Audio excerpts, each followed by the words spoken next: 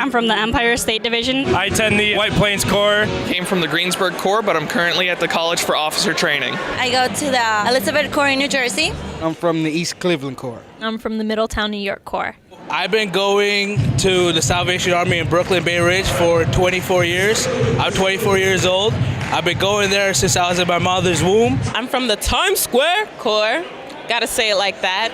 Salvation Army is honestly my life. I grew up in the Salvation Army from the time I was 2 weeks old. I was in my first corps. My parents are actually Buddhists, so I actually got introduced to the Army by Vacation Bible Schools. I started going to the Corps when I was fairly young. Me and my mom were attending various churches, trying to find where we belonged, and we ended up at the Salvation Army. I love it. That's my family. It's a family. It's no matter where you go in the entire world, you know someone. They've helped my family out so much when I was a little kid that all I want to do is give back, and the best way I know how to do that is through the Salvation Army.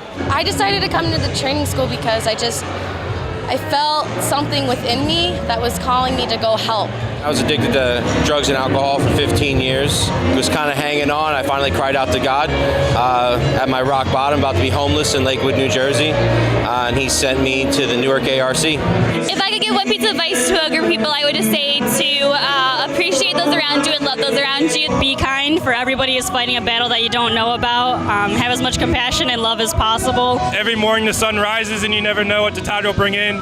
And that's the way your faith with God is. You never know what he'll bring into your life. I feel like there's always distractions at these things. Like, I don't know, you want to meet people, you're trying to find bae. I'm keeping it 100. So I would say to really zero in on what God is saying and be vulnerable, be open to what it is he has to say for you, because this could be a moment that changes your life. So let's be alert and hear what God has to say. For this weekend would be to really open your hearts and be ready for what the Lord has in store for you, because I know for me it's already been a blessing to be here. Follow your heart and keep your eyes on Jesus. Just trust God.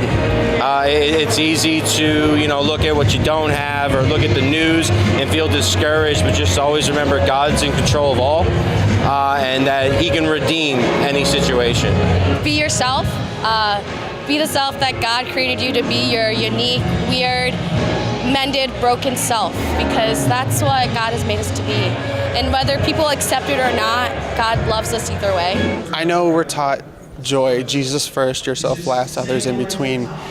But when it comes to times of praise and worship where it's just you and God, you need to be selfish. You need to let all else fade away and put yourself right there in front of God and just forget everything else. I think that is the one time that you and God are the only thing that exists in this world, and you need to be selfish with that time. And then when you leave that moment, you go back to joy. And the joy that you got from that moment then spills over to other people. And that's how, at least for me, we minister to others and we bring other people to Jesus Christ. Don't be afraid to be you.